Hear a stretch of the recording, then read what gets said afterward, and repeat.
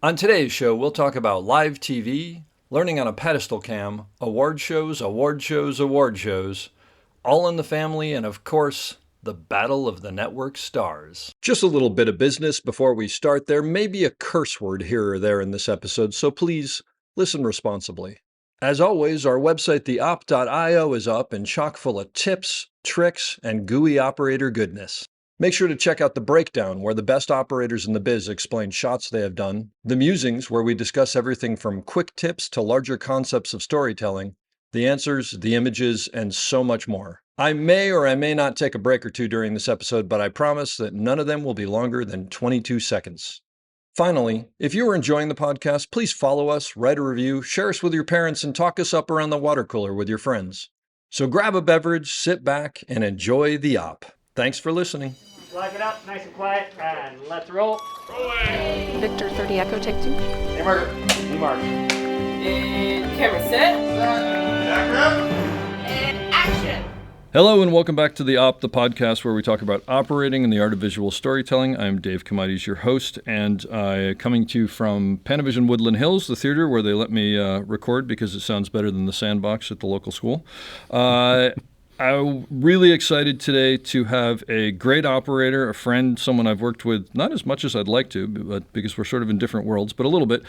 Dave Levisohn. He's been an operator for a while. A long time. A long time.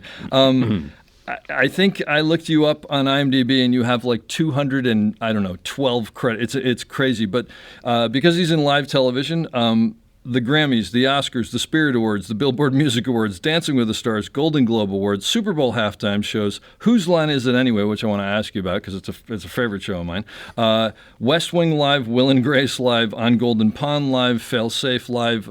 It's just unbelievable. Also, Pee Wee Herman Show, Monty Python Live at the Hollywood Bowl, which, must have been hysterical. The US Festival, which I have to ask you about. And just because I think it's so unbelievably cool, the Police, the Synchronicity concert, which must have been incredible.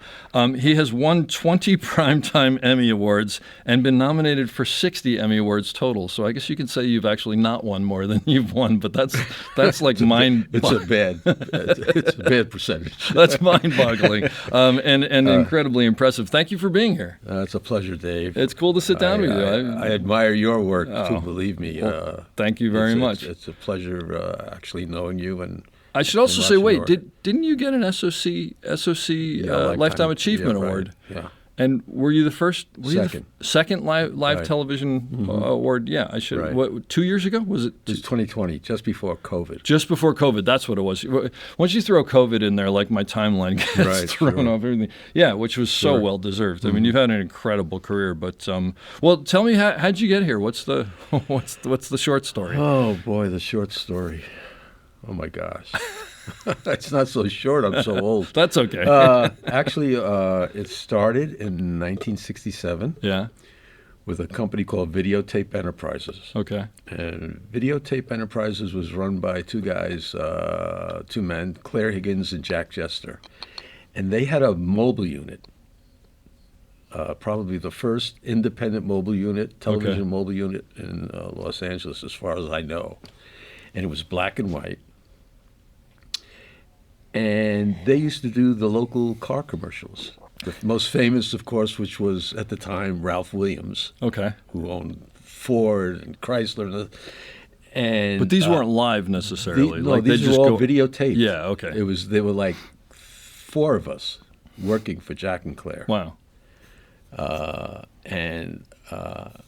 used to do these local car commercials. I got out of the Army in 1967. And I went to work for Jack and Claire. And you grew up out here? No, I was born in New York. Oh, okay. I went to high school on Long Island. Then I went to Michigan State for 1 year. I'm not the greatest student, so it was for 1 year. And then I went to a television and radio school in New York. Like a trade school? A trade school for like 6 months. I didn't even know that existed. That's cool. It was called the RCA Institute. It was run by two guys who worked at NBC, and they started a school. Anyway, so that was in 1960. That was in 1962. Okay. But anyway, I got out of the Army in '67. I went to work for Jack and Claire, doing these local car commercials, and hundreds of them out of the back of a pickup truck. We go down a line of cars, and they tell you how great the car is and what the price is, blah, blah, blah, blah, blah, blah. But also, they finally got some color cameras, the first Norelcos, Okay.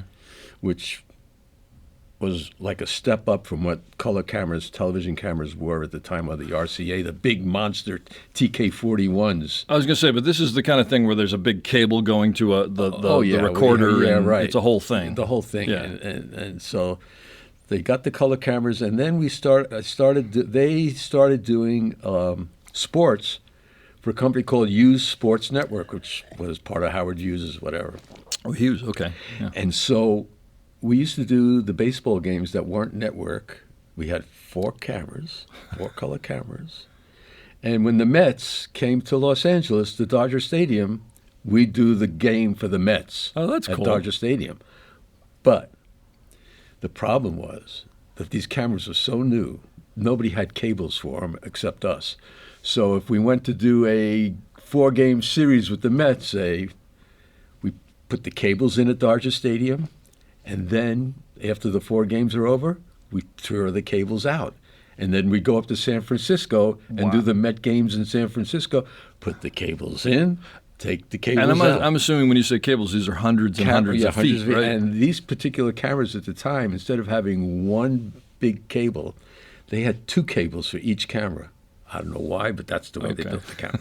So we had to run 2 Wow. cables per camera, but there were only 4 or 5. But, it was great crawling through tunnels at Candlestick Park and whatever. So it wasn't as sophisticated now.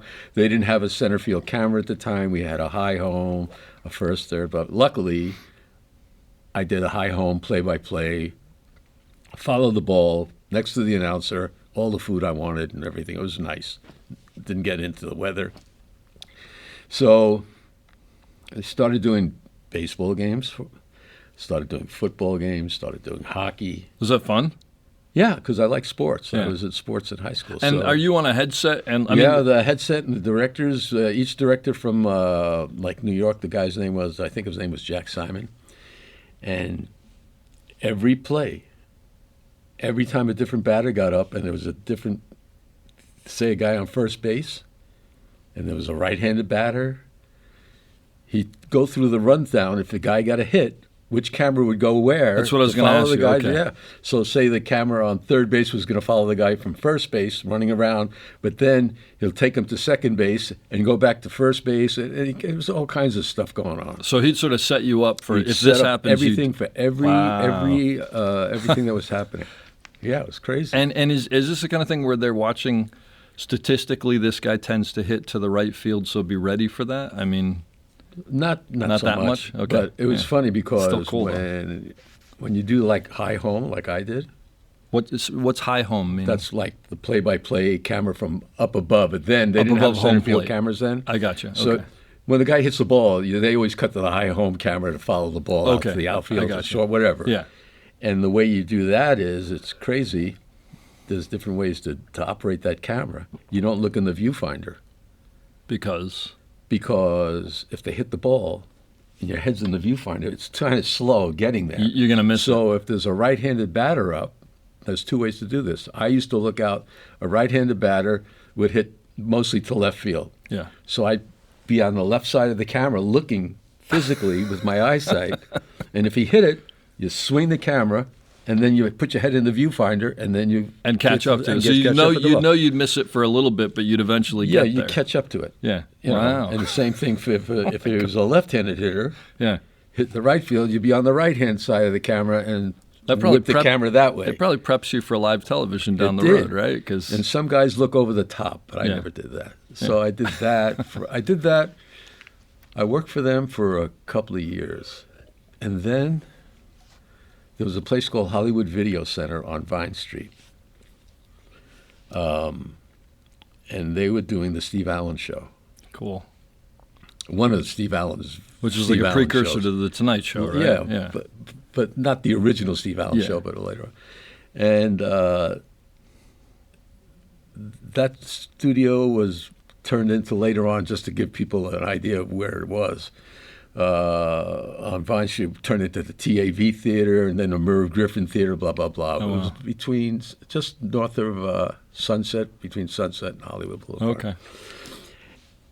And they were going to do a new show called Della Reese. Della Reese was going to have a syndicated show, Yeah. and they needed operators. So somehow, I can't remember how I got in touch with them. I went over there, I got hired. And that was basically almost the start of my variety career. Is this a union show? It was, and that's how I got into, at the time, 659. Yeah, which was precursor to 600 Right, I now. paid my but, $200.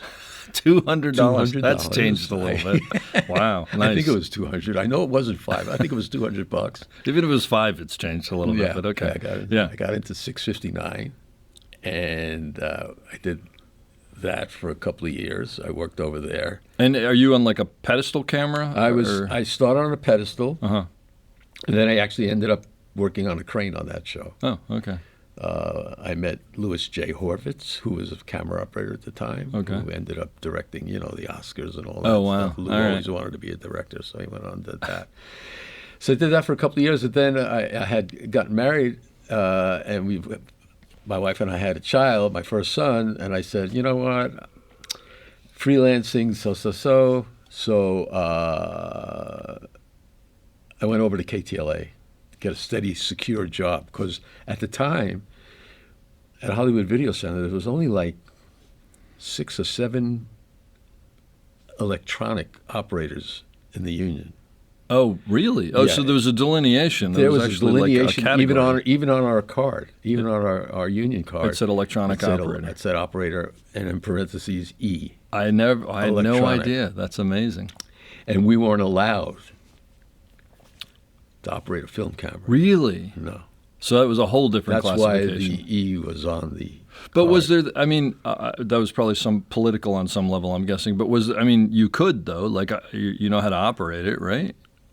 At the time, Or was it mystical and you didn't understand it? You yeah, didn't know what to do. and at the time, even though after I got into the union, I said, I always thought of movies. I would have loved to have done it, Yeah.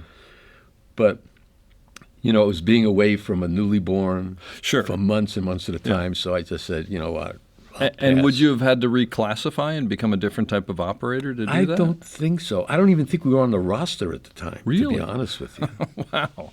I had no idea. Yeah. That's amazing. And so I went over to KTLA, and when you say KTLA, you mean like Channel the 5. news, basically. You're doing. well, no, or- they had a subsidiary at KTLA called Golden West Broadcasting. Okay. Again, though, but when I was on staff at KTLA, I did hockey games. I did It's just whatever. basketball They just games, give you your assignment. whatever Okay, they gotcha. assigned me Yeah. to. But they had a subsidiary called Golden West Broadcasting, and they used to do syndicated television shows, Oh, I didn't variety know. shows. Oh, okay.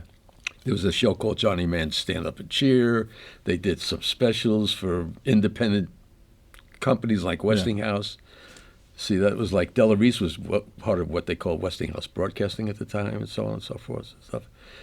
So anyway, I went to KTLA, blah, blah, blah. I did sports again and variety and so on and so forth. And then I got a call from Hector Ramirez, Uh-huh. because I had gotten him a job at KTLA. But he went on to ABC and then went to CBS. He called me up. I'm at a basketball game. I know at the sports arena. My wife calls me up. Hector called. They need somebody at CBS. I said, I'll be there. So I went over to CBS. I think this was like 1972. And is this CBS like on Fairfax? Yeah. The CBS Television City no, or the whatever Television it's called? City. Okay, yeah. Yeah.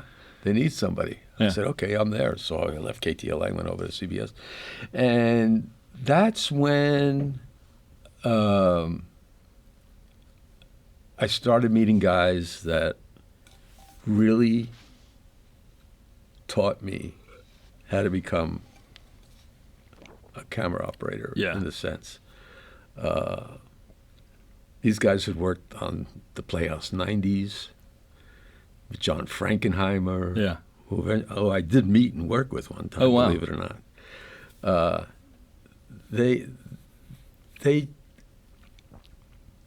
they taught me a lot. The movement of the camera, the peds, and just the little tricks, ins and outs of dollying around with that kind of camera and stuff like that. And just because people may not know, when we're talking about peds, can you just explain that? What you have to do with that? Well, it's a pedestal that the camera goes on top of, and we move it around to position ourselves for certain shots. And once in a while, we actually have to make dolly moves by ourselves, zooming and focusing and pushing the dolly around and petting up and petting down and so on and so forth. I have no idea. I mean, because I've seen them before, and I've tried to mess with them. There's this ring that you turn that sort of says which ways it's going, and you've got to push it up and push it, and you're also focusing, and you're also zooming, and you're also framing. I mean, it's such an art form. It's unbelievable. Yeah. Unfortunately, to be honest with you, when we bring that up, unfortunately now, there's no place to learn that except I was going to ask you that. Except on soap operas. Okay, they still do it that way? Soap operas still, you'll learn that on soap operas. Yeah. But basically, in those years when I first started CBS and even before, they used to have summer relief programs where the people on staff would go on vacation and they would need people to come in and that's where you replace learned. them. And that was the idea of how do you get to work at the network? Oh, that's... You would get a summer relief job, and if they liked you, they kept you. That's amazing. But that doesn't happen anymore. No. Because they're basically no networks anymore. Basically, everything's a freelance thing. And it sounds like one of those things from the film industry that just makes too much sense. Well, I mean, what a great idea. It doesn't happen The system anymore. doesn't work that way anymore. And right now, I don't know how a young guy coming up would even learn how to operate a ped. Yeah.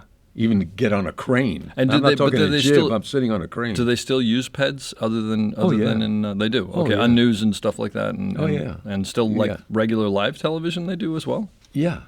Interesting. Yeah. But there's no way to learn it. There's no way to learn it. Wow. Bizarre. I mean, Yeah. like, sitcoms now they use peds. Yeah. Right? A dolly is like 3 cameras, 3 peds, and a dolly. Yeah. Yeah. But basically, that's only to move around from one spot to another spot.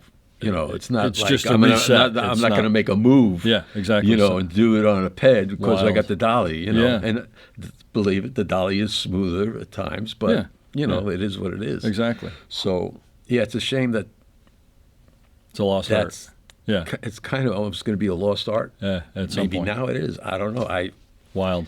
Kids come in and they're doing movies with 35 DSLR on the camera or handheld, and there's no peds and there's no shows like Failsafe and stuff like that around that exactly. you can learn that kind of Wild. stuff now. Wow. So at CBS you got in with this sort of, it sounds like you got in with like a higher level of operators. These guys were great. Yeah. They started out with, like I said, black and white with prime lenses. Yeah. But they still had the peds, and they still had to make the moves, and they still had to do all this stuff. And then, so I got there, and I did like the last year of Sonny and Cher, and then I did Tony, Orlando, and Dawn. Those kind of shows like Sonny and Cher, Tony, Orlando, and Dawn, which were for younger people, like variety shows. Like, so there was like Real dancing and there was variety comedy. shows. I remember them. I- But how many cameras would there be? 4. 4? Okay. Maybe 5. Like one on a crane and the rest one peds? on a crane, and rest on peds. Yeah. They're not shooting those live though, right? Well, we shot it. Those shows we shot like live on tape. So you're basically shooting it live, but it's not being Right. I mean, like put out Sonny and live. Cher, Yeah. we come in, and one day was reserved basically for their little sketches. Yeah. So that was all block and tape. Yeah. And then the second day, they bring in an audience, and we do the open and the close, and maybe a sketch, and Cher would sing her solo number.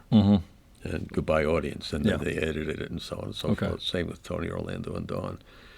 But then I got in after Glenn Campbell and Smothers Brothers. I wasn't there for that kind of stuff, but it was still like variety shows.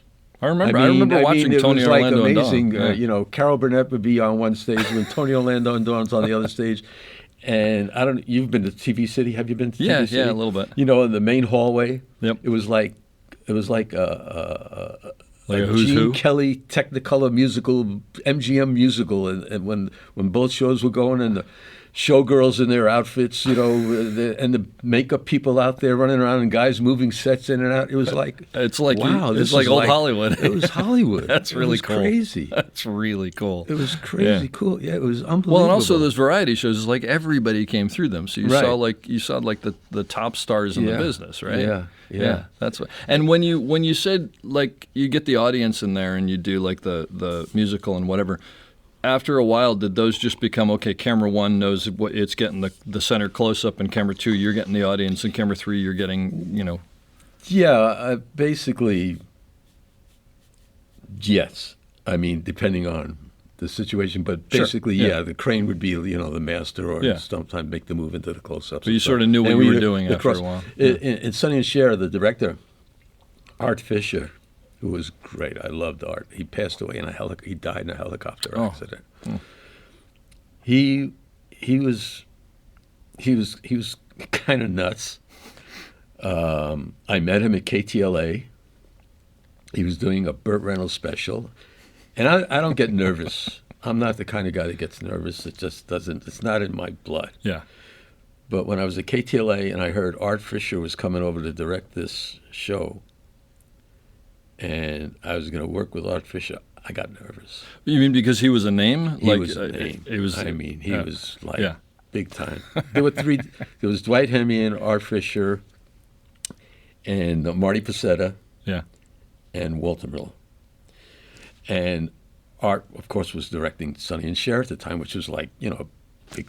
And I'm working at Huge. the local KTLA Channel 5, Yeah. but, they're coming over to do this special. And, I was on a crane on that show, too. But then when I got to CBS, again, because of knowing Art, I ended up getting on the last year of Sonny and Cher. Yep.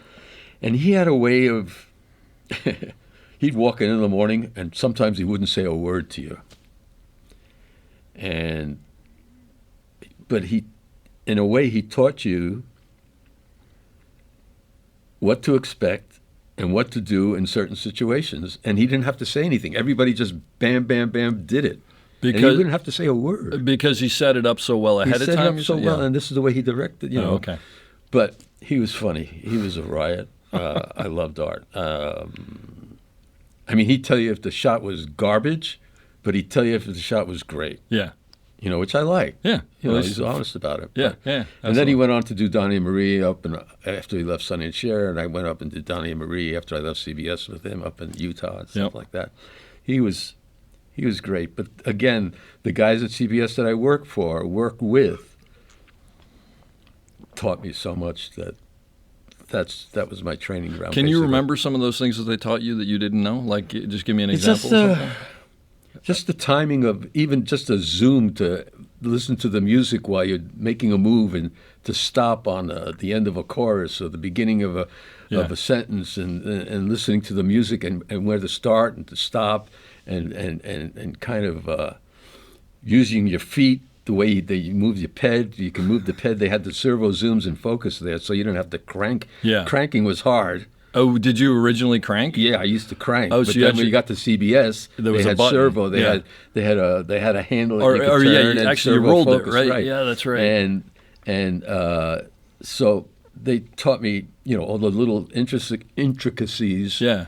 of moving that pad around while being able to zoom, focus, and so on and so Well, forth. the thing that it makes me think of, it seems like earlier on when we were at KTLA, it was sort of just like, watch the action. And it seems like you got there and they were like, now you're going to like start storytelling and actually like, using it in a different way, which is pretty, that's cool. That's amazing. It was great. Those And, guys we were- didn't mention it before, but you mentioned Hector's name, Hector Ramirez, who was just, I was lucky enough to work with, and I know you worked with a ton, a great camera operator. And what a great person to learn under.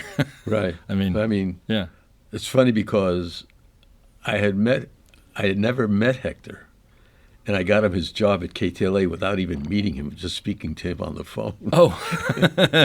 So anyway. So there you go. But yeah. Then you know. So how long did you stay? Did At you CBS, stay? I stayed back at CBS.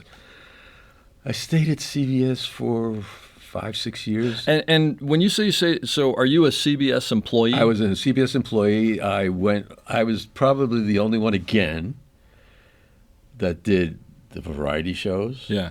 And then on weekends I do football and basketball for CBS. For CBS, okay. For CBS. So that's what I was going to say. So they just go, all right, tomorrow you're going and you're doing this, and next week we're off, so you're going to go. So you had assignments basically. Basically, Yeah. yeah. But I mean, producers and directors would ask for you to be assigned to their shows. Is that right? Okay, yeah. So yes and no. Yeah. But yeah, I did football. But it wasn't up to you per se. I mean, they sort No, of. it wasn't up to me. Yeah. It was up to my capabilities. Yeah, and, of course. And dealing with the personalities. Yes, they want Dave, or they don't want Dave. Yeah. You know, you can't get along with everybody. Yeah. You know. So, but I did All in the Family for a few years. You did All in the Family. Yeah, Wow. I did and Maude. All in the Family was like a four ped show. Yeah, I didn't do the first few years with John. John, what was his name? The director. The original. I did with Paul Bogart. But when you say you did with Paul Bogart, what did they direct? Like, did one director direct most of the episodes? Oh yeah, all the episodes. Oh really? Yeah, they didn't change. Because it was basically they shot for what, 2 days? Shot 2 days. Same director the whole season. I didn't realize that. Yeah. You know, I just saw on, I don't know, the internet somewhere, someone had a picture of All in the Family, but from the set looking back towards the cameras. So it showed the fourth wall that wasn't there. Right. And it kind of messed with my head a little bit because I'd grown up just seeing, over the TV to Artie's chair and all that stuff. That's great. Was that a good experience to work on that show? Yeah, it was great. Working with Norman Lear. I mean, and the part was that there's only 2 writers. Really? That was it. That's changed now a little today, bit. Mm-hmm. there's 700 people out there on stage. And the other thing is the writers were the writers. They weren't the executive writers. producers, which that's changed things tremendously too. That's a whole other subject. The way we did it back then was we'd have a dress show in front of an audience. Yeah. And they'd ISO the 2 wing cameras. What do you mean by ISO the 2 wing cameras? They do a line cut video, line cut to tape. Meaning they're cutting live. They're cutting a live line cut. Yeah. But they'd also ISO, they'd assign a tape machine to, say, camera 1, and a tape machine to camera 4. Exclusively recording that. And then like they'd in a recut. dress show. And then we do a show later on, a couple hours after that. We do what they call the air show. They'd still do a line cut, but now they'd assign ISOs machines to the camera 2 and camera 3. So they had everything pure, so they basically. Have everything done. And then after the audience left, Norman Lear would they play back the line cut, and they'd look at the ISOs and see if they had to do pickups or not. And we do it all in one day. Oh, and so you would actually do pickups sometimes. So if there was a line flub or whatever, they would just shoot right through it. Oh, yes. We do it live in front of the audience, but if there's something really screwed up or whatever, or they want to make some line changes later on or blah, blah, blah, blah, blah, blah. Yeah, we do it right then and there. So basically, because a half an hour show is really, 22 minutes or whatever. So you do 11 minutes straight and 11 minutes straight. Right. And then that's wild. That's wild. Yeah, I did that. I did the pilot. I did the pilot for the Jeffersons. I did the pilot for One Day at a Time. Oh my gosh! Which we did twice. It's like my childhood. This is I know. hilarious. You did the One Day at a Time. We did the pilot twice. Because? Well, the first time we did it, they brought in a Broadway director to direct the actors on stage. Okay. And a young fellow to actually do the line cut. So 2 directors essentially. Right. Yeah. And they were on 2 different islands at the time. The Broadway director wanted to do a play for Broadway, and the TV wanted to do a show for TV, so it didn't and work, never the twain shall meet at that particular time. Wow. So that first pilot was a disaster, and we did it twice. That's hilarious. I also did, we did Welcome Back, Kotter. Oh, my I did the gosh. pilot for Welcome Back, With Kotter. John Travolta. With John Travolta, and it was really weird because it was done on not on the typical stage that we do a sitcom. They did it on the Carol Burnett Price is Right studio, where they have an audience Yeah. an actual audience. Like seated audience as Seated opposed audience. to the Except yeah. and we did it on that, and the fellow that directed it never directed a TV show, but he was a director, but he never did. To tell Jerry Paris, who played Dick Van Dyke's neighbor on the Dick Van Dyke yeah, Show, I remember him. Yeah, he yeah. directed the pilot for Welcome Back, Kotter. So that was interesting. And was it like it is? I've done I've done a couple of sitcoms here and there over the years, just like they had some Steadicam shot or whatever. And the thing that blew me away that I was not used to, coming from where I'm coming from, is the camera operators and the assistants and whatever would laugh out loud. Yeah. And did they do that back then? Because they're like helping the whole laugh track and all that. Yeah. Now it probably doesn't happen because they don't have laugh tracks. Yeah, they wanted you to laugh. Yeah. Because I remember very specifically, like, something, I got in there and something would happen, and I'm operating the Steadicam, but the guys on the side are like, oh, like over the top. I was like, what's going on? Some of them were over the top.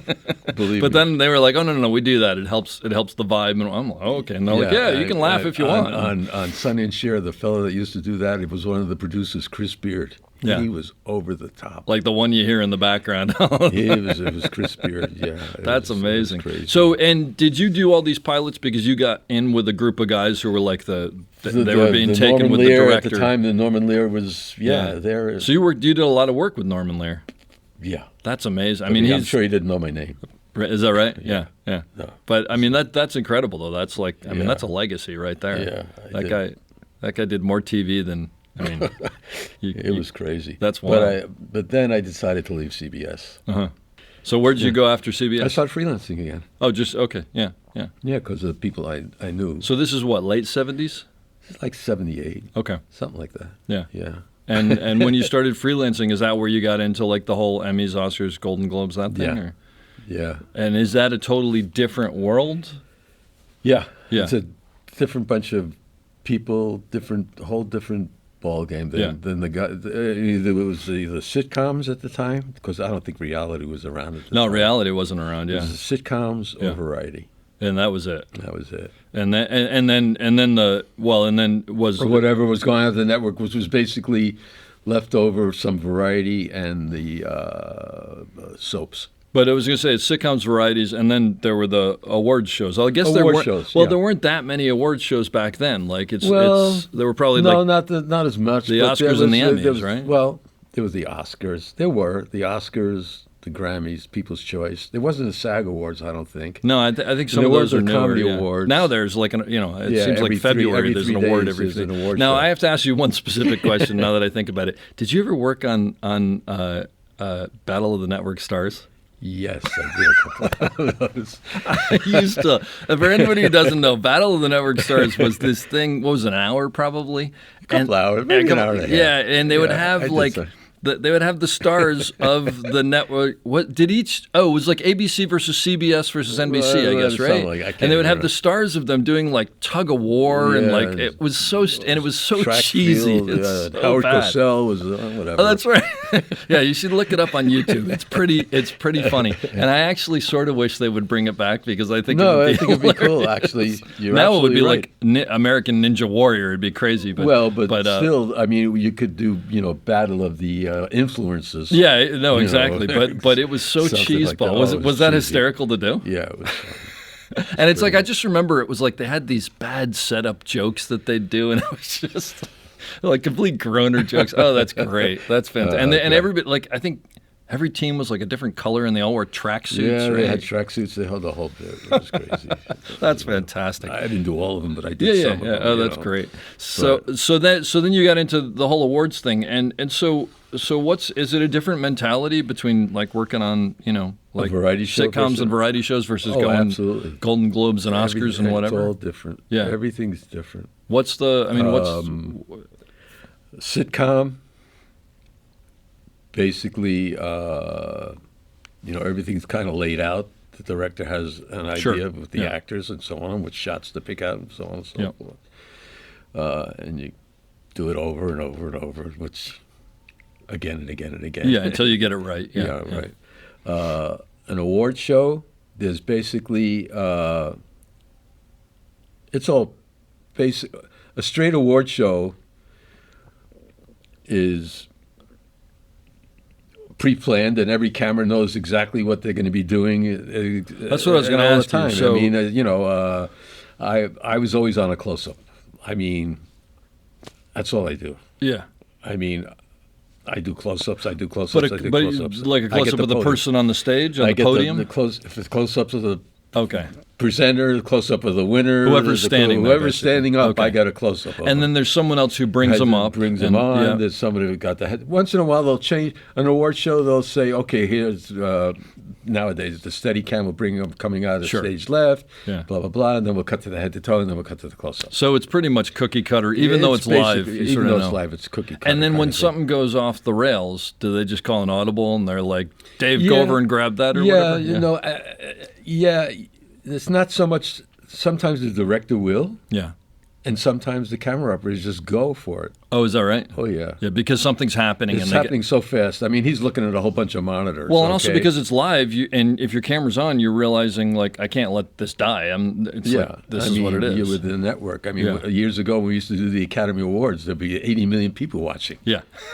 You know, How and does your that light, feel? and your light comes on, and you're going, oh, but I'm not even thinking about 80 million people watching. You're not. But you are the network at the time, Yeah. which I've said before to Yeah. other people. That light is you know. Yeah. If you sneeze, which is another problem. Yep. That's true. Or you Oh got God. to think about that. Yeah, you're like this on a close-up, you know, And you gotta gotta scratch your nose or sneeze, something. Oh God! I can't. It's you can't do And then that. the director comes on and says, "Dave, there was something really energetic about your last shot. I don't know what it was. But, I don't know what it was, but hey, that's boss, hysterical."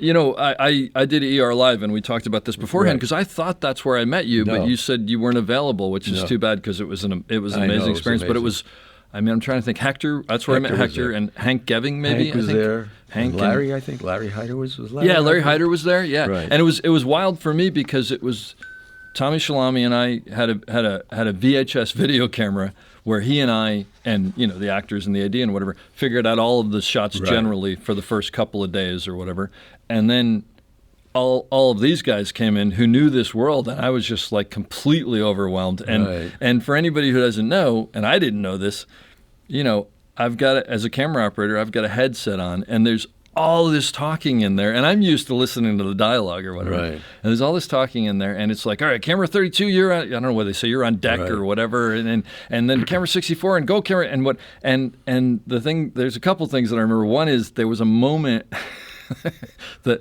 the ruse was that there was a documentary being filmed, and that you heard the camera people talking, quote unquote. Right.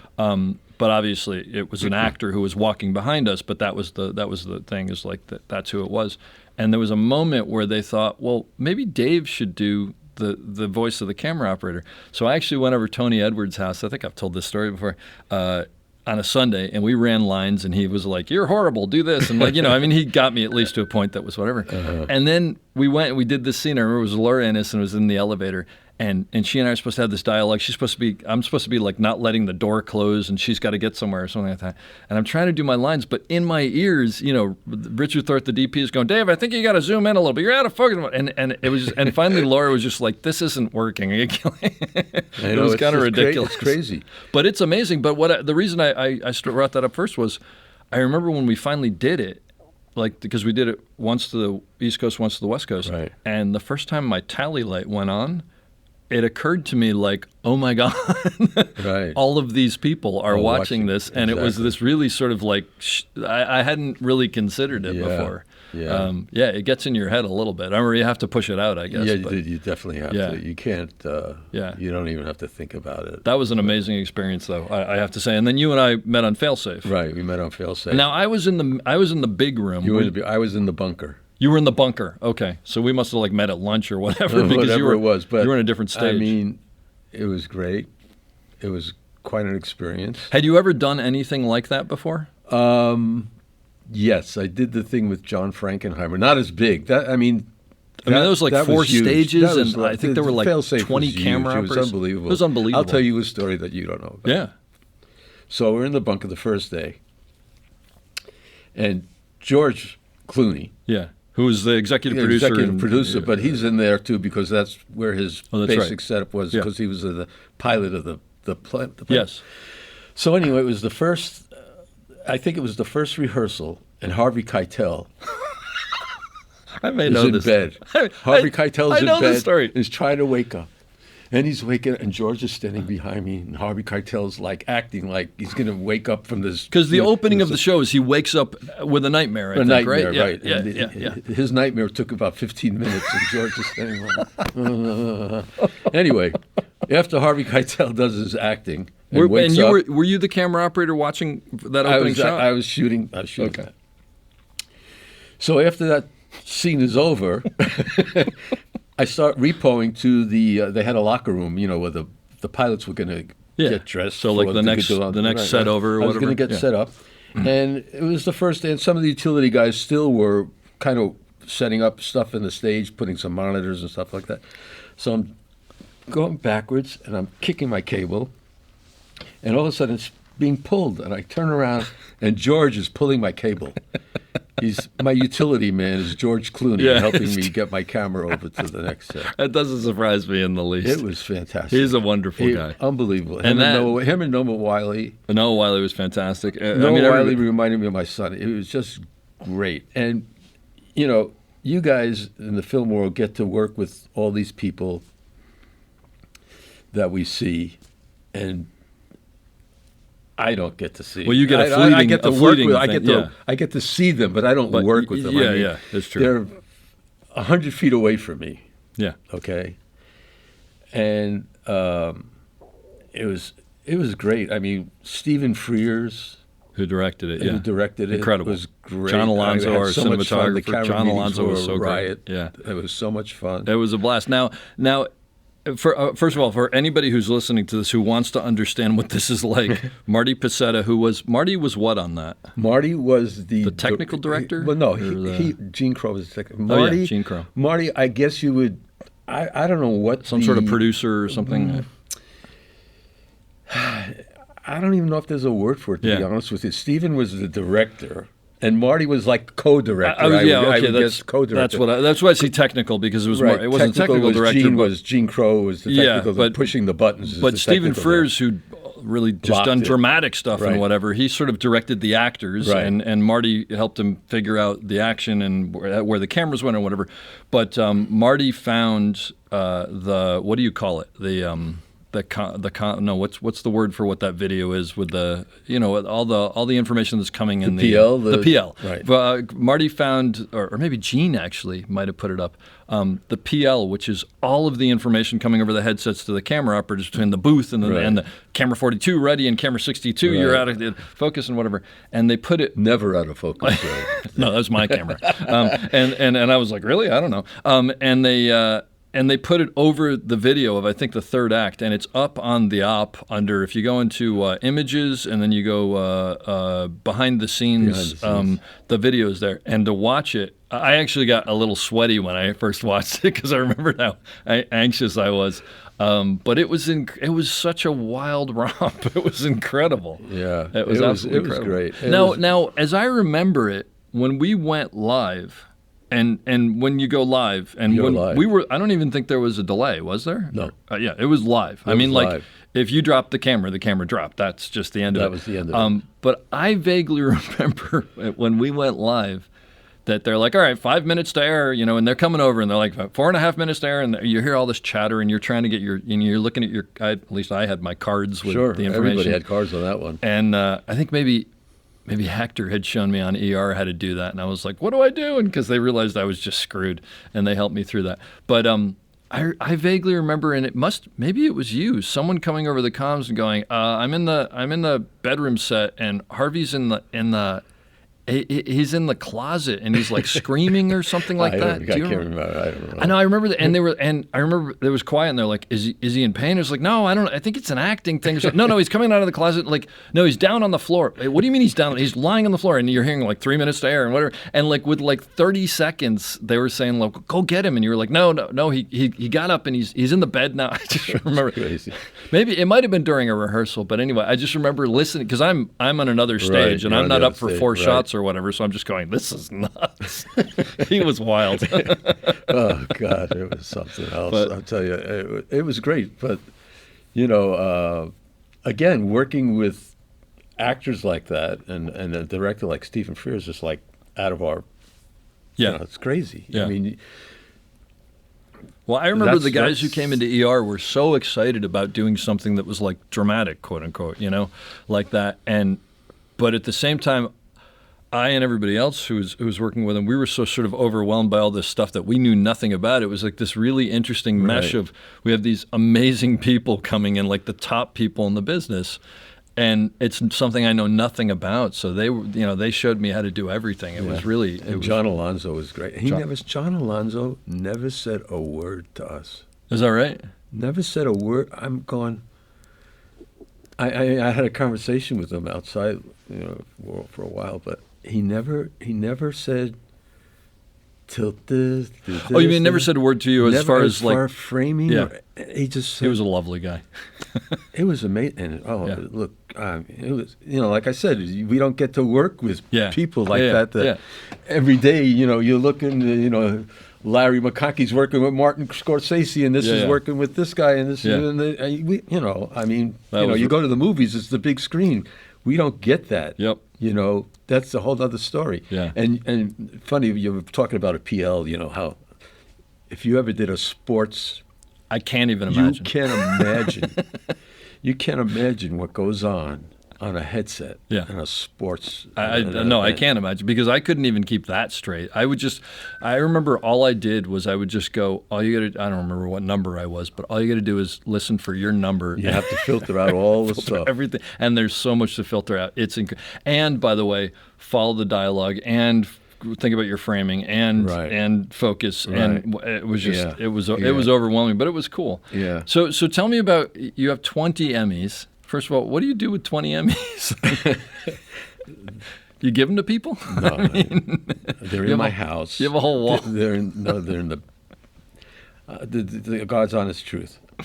They're in the back room. Yeah. Some of them are up on a shelf, and it's embarrassing. I don't like to talk about it. I'm sorry. But I have to ask, because it's just like I don't meet them. Some of them are on the floor. I can imagine, but I totally get it, because it's like I have two trophies that I have out. Yeah. The one that I always had out was the SOC. Sure. Seriously. Yep. And the other trophy I just put out was my last Emmy. Which was? In September. When we get it? February. Yeah. It was special for two reasons. First of all, it was the 75th Emmy, and it had 75 on the base of the Emmy. That's cool. And my daughter, who's a stage manager, was at the show when I won the Emmy. Oh, that's cool. So she was working on the show. So that was special to me. So that's it. I had the Emmy, one Emmy, and the SOC. And the SOC award. I could see that. And it was the SOC award was the only award that was out. All my Emmys were in the. Yeah. Now, have you ever been working the show when you've been nominated and won? Like you're on a camera on the show where you've been. I have to imagine you've worked a show where you've been nominated. I think so. I can't remember. I think it was I think it was one year. I think it was when we were doing the Emmys in Pasadena. Uh-huh. And we won for an Academy Award show or something like that. I don't know. Because it's I'll tell you my two Emmy stories. So I got a call. We did ER Live, and I thought that was it. And then I get a call from Richard Thorpe, who's the cinematographer, at like 6 a.m. This is before cell phones, so my phone's going off. And of course, I'm thinking my parents live on the East Coast, and I'm like, God, something's going. Well, what's up? He goes, hey, congratulations. I was like, congratulations on what? You've been nominated for an Emmy. And I'm like, Richard, I don't have time for this. What do you? He goes, no, seriously, for ER Live. And I was like, what? And I didn't even know there was a category. Right. So and so then we got nominated, and then of course, I'm going to go, right? And I took my girlfriend, who's now my wife, and I thought, okay. This is like, there's no better date than taking your girlfriend to the Emmys. And all the guys were there. And I remember, there were two things I remember. One is, we won and we all got up on stage, and it was just like, it was amazing and overwhelming. Right. And I'm like thinking, what the hell am I doing here? And as we're walking back, because then you walk back and then they give you your trophy and whatever. I don't remember who was like Hank and Hector. They were going like, "You gonna keep this one?" And it's like, "Yeah, I'll probably keep this one, but I'll give another one to my sister," because they're like, they've won so many because they do all the Oscars and whatever. And I was like, wow. And then the other thing that I remember very specifically was so funny was so we go back, we get the Emmy, and of course I want to get back inside to show my girlfriend that I've won an Emmy. Like, this is huge to me. And there's food out there. So they all go and they get, like some things and whatever, and they bring them back inside. And I go and I sit down and I'm like, "Look, I won an Emmy." And she's like, "Oh, that's amazing." And Hector and Hank sit down and whatever, and they get little plates of food. And she goes, "Is there food out there?" And I was just like, "I think there was, but look, I won an Emmy." And she's like, "Yeah, I know, but I'm really hungry. Can you?" And I'm like, "Really?" And Hank looks at me and he goes, "You didn't get any food?" No. He's like, "You got to get some food. This is going to go on for another 2 hours." Hank. So I actually like slunk back outside, knocked on the door, held up my Emmy, and I'm like, "Hey, my girlfriend wants some. Can I go grab a cup?" "Yeah, sure." And I made a plate and I brought it back out to her. I remember, Hank, we were having a meeting at Failsafe. I don't know if you remember. And, the meeting in the morning when Stephen would go over stuff that George was there. Yeah. What we have to do different this time. What was coming up. And I think it was either George or Stephen says, "Are there any questions?" And Hank raises his hand and he goes, "Are we going to get any hats?" Are we going to get hats? I can totally see that. Yeah, I will say that they came in and they could have eased, not that those guys would ever do this, but they could have been like, to me, "You don't know what you're doing. Like, you're going to fail. Like, whatever." And they basically just like embraced me and said, "Look, we totally get that this is overwhelming. No. We're going to like teach you." And they were so wonderful. It was amazing. And I'm not positive, but I think this was before like IMDb and everything. So I didn't really understand who I was working with. I mean, I just was like, "Oh, these are live TV guys, right?" But then later on, I find out that these guys are like the top of the top, and they do everything. It's kind of amazing. They're fading away fast, though.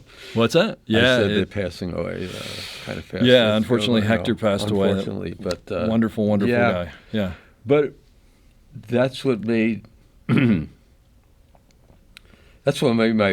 job, quote unquote job, great, was being with these guys. The people, right? Yeah. And did you guys sort of were you like a pack that kind of went from thing to thing? Yeah, there was basically not like now. I mean, freelance-wise, there's hundreds. Yeah. I mean, back then, in the 70s, late 70s, early 80s, the bunch that did the award shows basically were maybe 15, 20 guys. So yeah, you were all working together. Going and the from utility guys who were great, same guys. Yeah. We couldn't do it without the utility guys. Yeah. Well, the utility guys, and for people who don't know, they're pulling your cable mainly. That's the big thing. But they're also set up the cameras. I don't remember who my utility guy was on ER, but he would literally whisper in my ear, and he goes, "All right, you just got that. We're going to go around the corner, wait for these." And he just, I should look it up. Yeah, but he saved those me. guys. I mean, and not an ego about it either. No, nobody. So great. That's the thing. Yeah. I mean, that's part of what's different in regards, not ego-wise, but doing what I do versus what you normally do as a film operator, and maybe with two other operators or so. Yeah. But we got 10, 15 guys. Yep. And you got to work together. Well, and also you can't have egos. I mean, every once in a while, yes. Like I said before, not everybody loves everybody, and they're the best of friends, and so on and so forth. But it's a team. Yeah. It's a team of camera operators. Yeah, 100%. Trying to do the job the best way they can, and having fun at it too. Yeah. But when the show comes, it's all business. It's all business. Although we do crack up sometimes. On that note, I want to ask you about Whose Line Is It Anyway? Was that just a blast to do? Yes and no. Why is that? I just think it seems like or maybe it's only funny what I'm seeing. Is there a lot of stuff that's not, and they just cut it out? I did it for a year or two. I can't even remember how long. It's funny because on Drew Carey, I did when Drew Carey was hosting. Okay. And he couldn't ad lib worth it. Really? I would not have guessed that. Okay. But the other guy, there's the tall thin guy. Those guys were a riot. Unbelievable. A riot. They were funny. A riot. Yeah. Right. Yeah. We used to do a thing though. the producer, Dan, I forgot his last name, Dan, what an English guy. We go in and suppose how do you rehearse an improv show? Right, yeah. You know, how I mean, what's to... Well, the thing know, is they get up and they sort of go to get the up same and you do place. it, So, right. yeah, And the yeah. director, his name was Bruce Gowers, who ended up doing... Bruce actually directed the famous Queen video, you know, Which... Scaraboo, you know. Oh, really? Yeah, Oh, wow. Bruce directed that. He did American Idol. He did... Wow. You know, lots of concerts and stuff. He was great winging Yeah, it. yeah. He was so we go, why are we rehearsing? It's, you know. So we used to play the tape back from some other, and they up in the offices, they'd Yeah. be seeing this tape being And they played thought back, it was the and rehearsal? They thought we were rehearsing, but we're not rehearsing, whatever. But the thing was, after the show, after we'd been there all day, Yeah. the producer would come and we'd start doing pickups. And he'd do pickups after pickup after pickup. Just after like pickup them after- saying a trying line to here do- and a line there? Because trying to make 6 shows out of one, Oh, jeez. and that wasn't fun. No, that gets tedious. No, that was... Yeah, that- I was just that more was- that wondering was- when that they're was- riffing, it's probably hysterical. But the two guys, Yeah. they were a riot. Oh, that's great. They were funny. Yeah. They were funny. That was good. Yeah. But it was like pulling teeth after the show Wow. was over. Now, the other thing I specifically want to ask you about, which hopefully I want to get a picture of it if you have it or video, is the US Festival. I have. And what happened there? I have a video of the.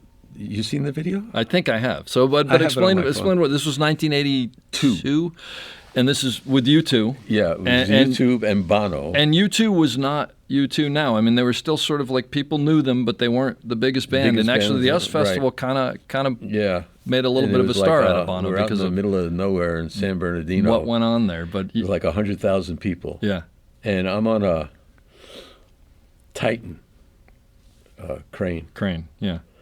and So it's a crane you're sitting on it with the camera, and With it's the a fully camera. balanced crane with a guy Well- on the back moving it well, around. you know, the Titan had the Mercury shooting The up and Mercury, down the yeah, arm. That yeah, was the yeah. big one, That's right. Yeah. right? Yeah. This was before all the jibs and Yeah. everything. So like actually, that. for anybody who's listening, there was a massive amount of mercury in it, and you would actually, I think it was a button that you A would, button, they and it would push move it from the front to the back, so back. it would weight it, Right. and you It would was set u- it up, and then it would move around easily.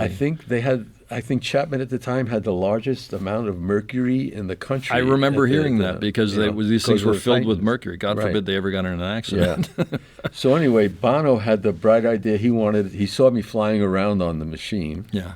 Not flying. You Are can't you fly. right near? You're can't- right near the stage. I'm Right, assuming. right Yeah, but you're next to the hovering stage. around over the audience. Yeah, and you're whatnot. not flying around No. too fast in a Yeah, Titan. on a Titan. There was one guy supposedly arming you around, and he wanted to get on the crane. So I spoke to him before, and I said, "Okay, what we'll do is when you're ready, we'll come down. You just wait for me to tell you when to get on and when to get off, and so on and so So forth." he told you this ahead of time. Yeah. Okay. Yeah, he wanted to do Yeah, this before they're set. Okay. So yeah. we come down. The guy shoots the mercury down to the front, the Yeah. weight down the front. Bono gets on the platform. We had a fairly wide platform at the time. Yeah. So he's standing next He's to standing you. next to me because you can see OSHA today doing this, right? Things have changed a little.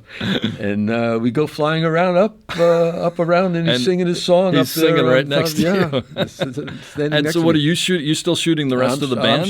No, Or the I'm crowd, shooting. or- Basically, I'm shooting the audience. Yeah. At the time, I turned around. I couldn't be facing the other way with Okay. him. Yeah. So. And so, did you just not pay attention to him then? Basically, no. I didn't pay attention to him. He was on my crane. So, So I just, fantastic. And I said, "When you just wait for me to tell you when to get off the crane when we get back to the stage." Yeah. And so he was cool with that. He Yeah, he was listened. cool with that. He got down to the stage, Wow. and yeah, but it was crazy. That's right? that's. I remember And I seeing saw the video. him. I was doing. I used to do the Tonight Show with Jay Leno every once in a while. Okay. And I saw him at the Tonight Show, and I told him I was, blah blah blah. So, That was that guy? Yeah, I was the guy. Do you remember it? And it was very hard to find. I was looking for pictures. I couldn't find pictures. Really? I don't know how I got the video. I found the video on YouTube somehow, luckily, and that's. Well, I'll post that on your page yeah. because it's great. It's such an iconic thing, and that was actually the same festival where he climbed up he climbed with the rigging all the way to the top. I mean, it's crazy. Yeah, but he was like 20 and on top of the world, out right? there. Oh my God, that was bad. Yeah, as far as what, just the heat or. The heat, the accommodations, and what was going. The poor guys that were out in the middle of the crowd had to go underneath a tunnel to get out to the middle. They were shooting the stage. For me, it was easy to get to the Titan. It was like a compound. Is it fun to do stuff like that where they're just these great musical acts and Yeah. Well, I was going to say, but you've probably seen more musical acts than most people around, right? I mean, you were just telling me we were going to do this the other day, and you said you couldn't because you were doing the iHeartRadio, whatever. And I've seen a lot of music. And when you do those award shows, I mean, the award show part of it, like you said, is you get the podium, you get this or whatever, but they're the musical numbers. Do you rehearse those the day before usually? We rehearse them, and some directors will actually set every shot. Yeah.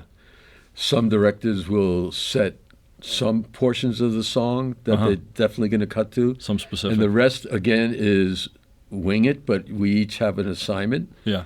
When we did the Grammy, say with Walter Miller at the time, the director, did most of the Grammy. I did most of the Grammys with him. He'd set the shots. Okay. I mean, for every music number, it was this, that, cut here, cut there, cut this, cut that, blah, blah, blah. With Louis J. Horvitz, he would pick a specific spot to definitely cut to a camera. Yeah. At a specific time, and the rest was basically kind of winging it again. But each guy had zones. We each had a zone. I was always part of the stage, you mean? Or yeah. whatever? Well, some guys' zone was basically you're going to be on the drums. Okay. And you're going to be on the horns, and you're going to be on this, and I'm on the lead singer or whoever or whatever, you know. Yeah. And so on. So there was zone coverage. Yeah. It was definitely zone coverage. Gotcha. So that's the way he worked. Yeah. Some guys like Bruce Gowers, when he used to do a concert, it was complete wing. Everybody had zone coverage, but he completely winged the show. Wow. The concert. And does it? Can you tell it? Like, does it come out as well, or is it better, or does it have a different energy? I guess it depends on the performance and everything else, right? Yeah, it's the performance and the energy different. of the crowd and everything. And some I mean, I remember one specific thing. Ricky Martin, one year at the Grammys, we were doing it at the Shrine, and this was a big number, and it was the first time he was there, and during rehearsal, there was one point where I was wide and I could zoom right into him on a close-up. Yeah. And I went to Walter and I said, "Hey, Walter, I got this shot. You get This is what during live rehearsal. Rehearsal. Yeah. I said, "This is a great moment for that. Take it." Blah blah. He did, Yeah. And it was gold at the time. Yeah. It really really worked for me, But we could make suggestions like that. To some people. Well, look, it's like what I do. Some directors. It's more like, what do you think if? Yeah. Is there a world where? Yeah. There's no difference between what we do. You think you might like to, you don't want to say it's my idea. I know. It's your idea. Or there's also like, hey, is there any value in this? Because then basically you're going, I don't know. I'm too stupid to know. Just a camera operator. But what do you think if What do we you did think? this? Yeah. No, that's exactly right. And we weren't so much, I think you fellows are more involved with the DP. We can be, sure. Than we are. That's right. Yeah. Well, because they're usually lighting spaces more than just, Exactly. Yeah. And, in your world, the DP is probably hiring you also, in usually, a sense, where yeah. to us, it's the director and the producer hiring. Is that right? Oh, I didn't know that. Oh, that's interesting. It's not really the lighting directors are going to say, "Hey, I want so-and-so and so-and-so." Because it's the director and the producer. Yeah, that's interesting. It's that kind of a world. Did you ever completely screw up on live television? That's a good question. Did I ever completely screw up on live television? Well, apparently, and Like I was doing America's Got Talent. You Okay. know, I do that now. I did a pan the wrong way or something like that. You know, Nothing major, though. Nothing. You know, on a word that Yeah. it was supposed to pan one way to see the word, And and you I panned the wrong way on it, or something like that. So, but nothing. I don't think I've, and I'm not being, you know. No, it's an egotistical honest, about that. I never no. make mistakes. I make mistakes. I go out of But focus. nothing But that nothing resonates. I yeah. really, honestly, cannot remember something super major that like caused That's great. an earthquake Yeah, or yeah, something yeah. like that. America's Got Talent is most of the stuff that you see really bad that never makes the show? No, No? no. There's a It's- lot it's of wheat- crazy acts, but I you know, It's weeded out by that point? yeah. I mean, it's Do you ever do you watch the shows that you do? Sometimes. And are if you can't say this is okay, but like how manipulated is most of that stuff? it's not. It's not. No. Oh, okay. Yeah. No, that that show particularly. No, You're really seeing what I it is. I mean, mean, they'll yeah. edit it to make it look better or whatever. Yeah, You know, I mean, give it some what you see is suspense or whatever. what's That's going great. on out That's there. got to actually be kind of fun. Well, especially some of the stuff that ends Yeah, up but making it the gets show. to be. It's I mean, I've tedious done after it a for 17 years. Oh my! Oh really? I Yeah. didn't even know it was on that long. Yeah, it's been on 19. Oh my This gosh! is 19 No idea. years. And then you also do Dancing with the Stars, I right? did Dancing with the Stars Yeah. for a while. I Yeah. did it for about 10 years. Oh, okay. Was that fun? It was great. Yeah. And that's a completely different.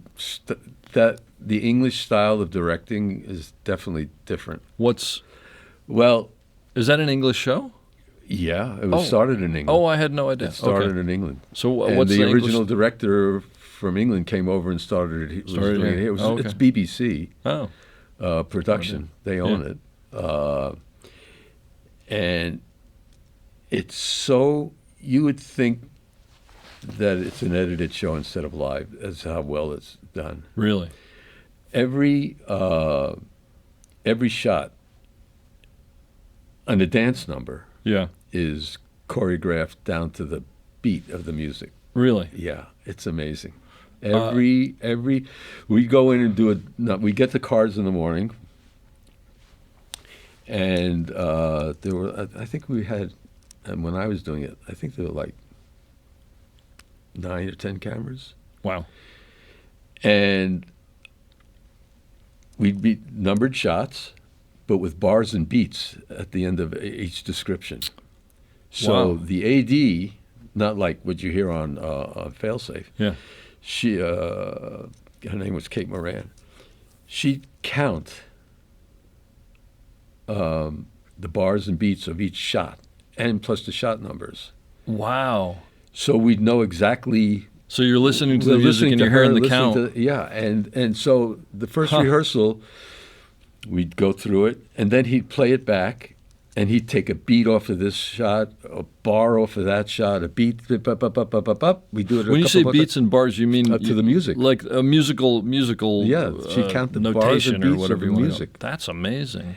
And we'd go through it a couple of times, and then move on to the next. But everything was precise.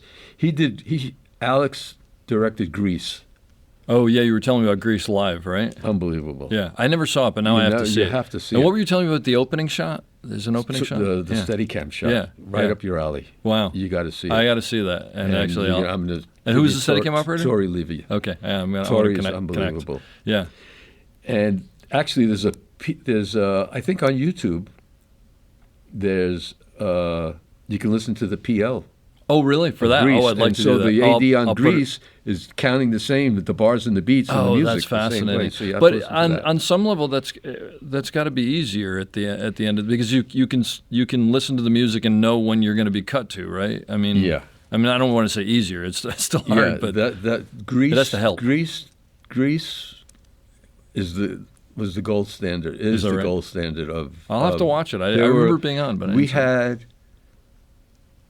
there were like 2,000 shots. Oh, my gosh. And that was it 90 minutes or 2 hours? We had at least Wow. 2,000 shots, I think. That's incredible. Something like that. Wow, Not one miss. that's amazing. And how long did you rehearse that for? We rehearsed that for 8 days, but it was segment by segment. We didn't do the whole show every day. Sure, but still, that's not It was much. segment by segment by segment. And something like that, you rehearse it for 8 days, and then how many times do you do the whole show as if it were live, like all the way through? I think we did it 2 or 3 times. Which doesn't seem like a lot. I think it was 2 or 3 times. You have to watch it. Yeah. No, I remember being on, but I missed it. It's the gold standard of those types of shows. That's amazing.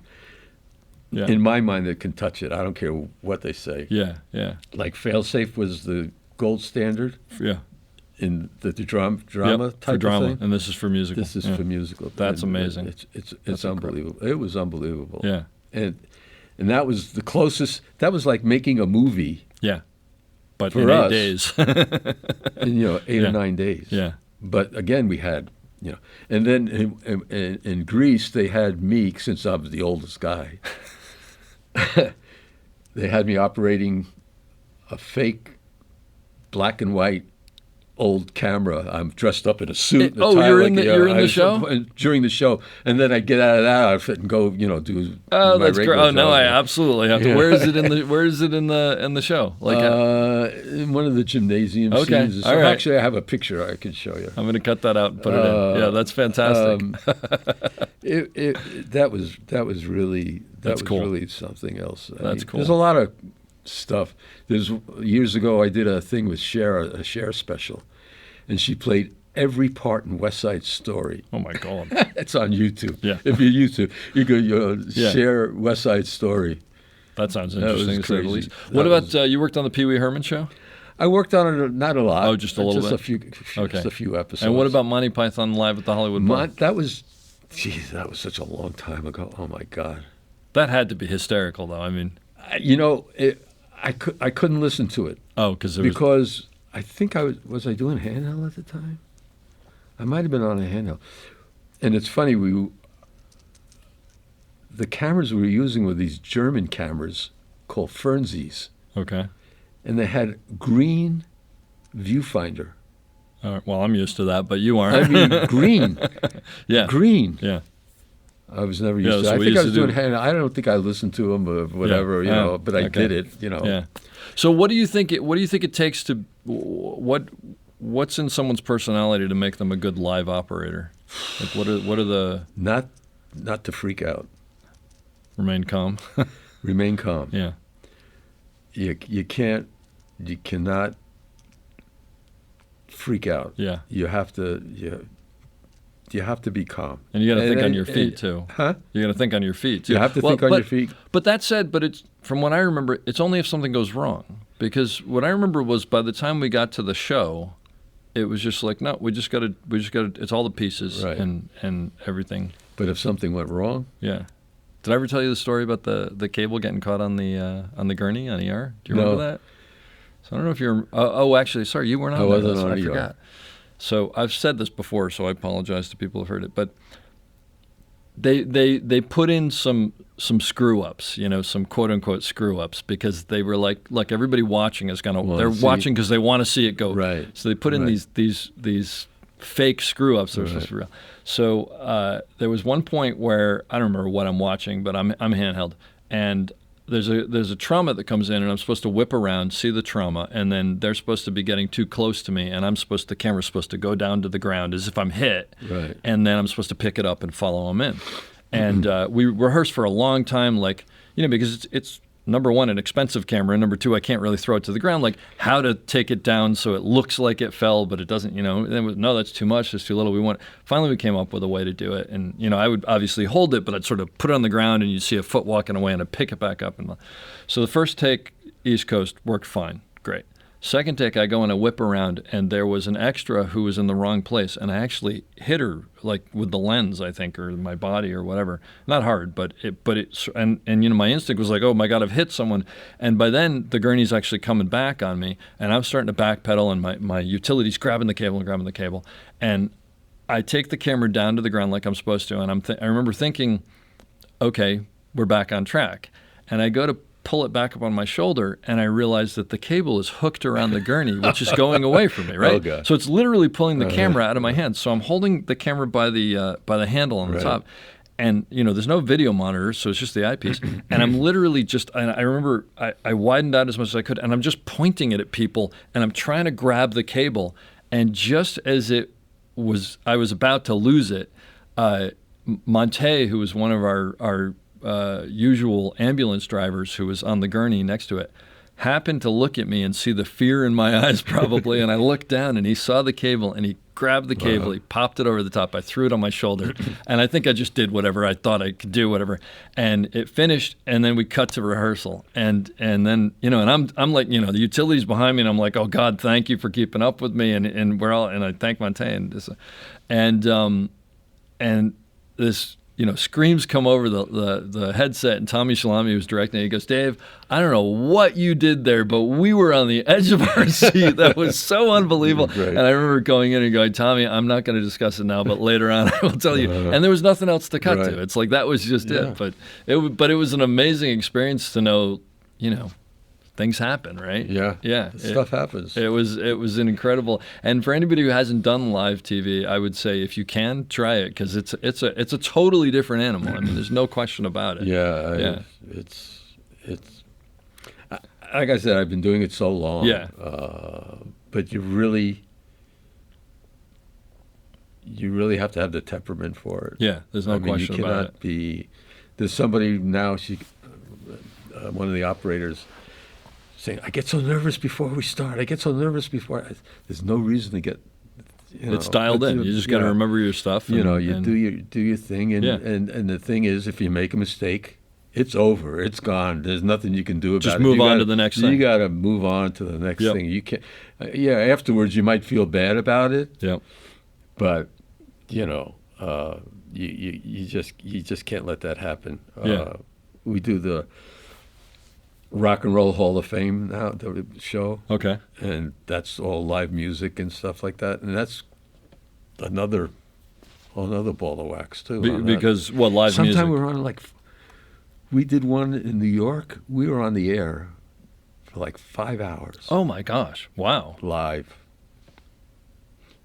That's because they'll tend to run long. You're saying because people are some playing. People are making speeches. Yeah. The whole orchestra will come up and everybody's going to make a speech, and you're on your feet. It's good Lord. But somehow you get through it. You get through it. You get through it. Well, I remember from both Failsafe and ER, and a little bit we did on Golden Pond Live and whatever. I remember even up to Air. We'd do these rehearsals, and there'd be they'd cut to the wrong camera or whatever, and there'd be mistakes. And I remember thinking, this is never going to work. This isn't good. And nobody else seemed to be worried. And I guess it's just part of it. It's part of it. It's like you're exercising the demons, and then you get it right on the day. We doing a Grammys one time in New York. It was in New York, and at that time there were only this guy. I don't know if you knew Scoop. He passed away. I think I knew Scoop. Did you know Scoop? Yeah. Well, Scoop and I were in the stack. There was just two of us in the stack. What's the stack? Well, that's the center cameras. We call it the stack. Okay, the stack. That's the center stack. Okay.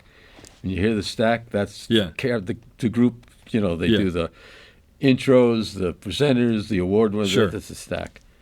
And we were there from, I think, 10 in the morning, or even 9 in the morning, till 11 o'clock at night, doing the music, the show. Oh, my gosh. And then we had to do, at the time, they'd have the pre-show where the people who were nominated that weren't going to be on the air show were getting their awards. And you got to do that. We had to do that, too. Wow. So this is the stuff you don't know about. It was the Radio City Music Hall. And to swing from one side, pan camera from left side to the stage right side to the stage left side was a long swing. And we'd go back huge. and forth. Oh, my gosh. We were dead. Oh, that's unbelievable. But then we had to do a show. Yeah. And the show ran long. Oh, my God. I think it was a 4-hour Grammy show. I think it was the longest Grammy show ever. That was the show. I think that was the show that the thing with Sinatra happened, when they kind of had to drag Frank Sinatra off the stage. I don't remember this at all. It was a part of the Grammys. Sinatra wasn't he'd quite lost it a little all there bit, at this time of his life. Oh, and they you just keep basically talking had to and drag him off the show. Jeez. I'll have to look that up. I didn't even know about that. Wow. That was a concert we did in the Dominican Republic with Frank Sinatra. Yeah. the place was called Altos de Chavon. It was in Paramount Pictures, Paramount Studios, and the guy who ran Paramount at the time built this entertainment complex in the middle of the jungle in the Dominican Republic called Altos de Chavon. He built an amphitheater. Wow. And he brought in stone from Italy and made like an Italian outdoor amphitheater. Oh my gosh. In the Dominican Republic. And Frank Sinatra was going to be the opening act. So we fly down, we're staying in a nice place, and we're going to do the show with Frank Sinatra and in this Altos de Chavon. And Sinatra got $1 million to fly in and do the show. Which back then was even more than it is now, yeah. He flew in his plane, boom, did the show. He was Wow. great. It was kind of like the last show, he was sounding like Sinatra. Okay. He didn't want to really do it because when he came out, he was kind of mad. But then he got into the crowd. You can see it was Paramount at the time wanted to do a series of shows called Concert for the Americas. Okay. And this is on YouTube also. Yeah. And we were going to go once a month or once every 2 months to different parts of Latin America and do these variety shows. Wow. That's It was amazing. great. But anyway, Sinatra came out, did all his songs, did everything. He really got into it at the end. Yeah. And then the next night was Carlos Santana and Hart. The night we did Sinatra, it was beautiful. Tropical evening, 75 degrees, a little breeze blowing in, blah, blah, blah. The next night with Santana, it started raining. Oh, and it's tropical rain, too. Tropical rain. Yeah. And then it started coming down in buckets. And Santana's playing care. in the rain. Yeah. He's playing. We're going, this is crazy. Until he finally had to stop because his electricians were going to get electrocuted Yeah, from this. But to this day, because I've seen him when I was doing Dancing with the Stars, he'd come on as a guest, and we talk. He still talks about that night. Really? In the Dominican Republic, the night it was raining. The guys in the band say, yeah, every new guy comes on, he always talks about that night. As it being a good show, you mean? Because of what? Because of what he was out there in the rain. Yeah, how just he how crazy was it playing in was. the rain. It was a great show, and he's out there playing, and it's coming down like a hurricane. That's amazing. And he's out there playing. That's fantastic. And we're out there shooting it, no less. But the Sinatra one's, it's on YouTube. Yeah. And- I'll and put a bunch of these on, Buddy on Rich the page. played before Sinatra came out Uh-huh. and did the greatest drum solo, which again is on Buddy Rich YouTube. is amazing, yeah. The most unbelievable drum solo you ever want to see in your life. And are those moments where you're just like, I can't believe I get to watch this. You cannot believe Yeah. it's. If you watch it, Yeah. I implore you to watch Yeah, no, this drum solo. I'll put it on the page too. Yeah, It's amazing. that's great. They carried him out afterwards. That's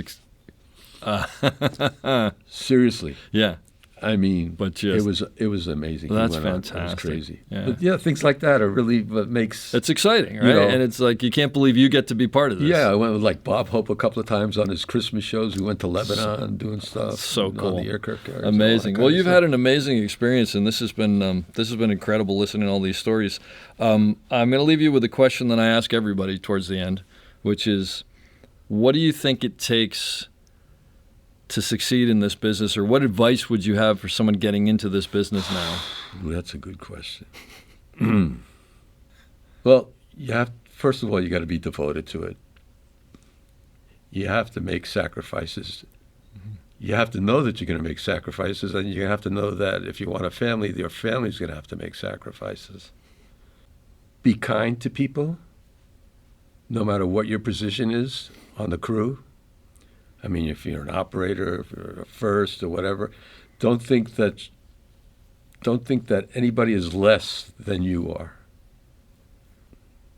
I think that's an important, very important thing, that you are who you are. Be yourself. And in a way, something that's gotten me into trouble has been, I know when you first start out, you have to do certain things that you might not like doing. But if it gets to a point where it's almost not abusive, but close to that, that you have to stand up for your rights. And I think the person that's doing that to you would accept the fact that you're standing up for yourself at a certain point. You can't let people step on you. I know in the beginning it's hard, but there comes a certain point in life or in times that you really have to stand up for yourself and say, this is not right. But I think my first thought is just be kind to everybody and don't think you're such a hot shot that you're better than anybody else. Because, you're not. I hope you enjoyed that as much as I did. We'll be back soon with another great episode. Don't forget to check us out on theop.io for all sorts of information on operating and storytelling. So thanks for listening and have a great day.